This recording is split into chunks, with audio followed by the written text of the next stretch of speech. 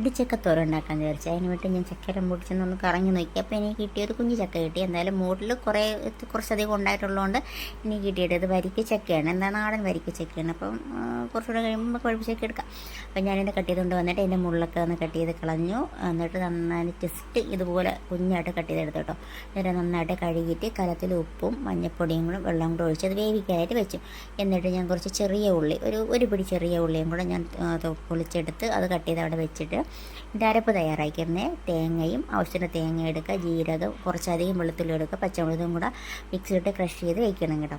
അപ്പോഴത്തേക്കും നമ്മുടെ ചക്ക വെന്തായിരുന്നു. പിന്നെ അതിൻ്റെ വെള്ളം ഊറ്റി കഴിഞ്ഞിട്ട് അതിന് ഇടികല്ലിട്ട് ചതച്ച് ഒക്കെ എടുത്ത് വെച്ചിട്ടുണ്ടായിരുന്നേ.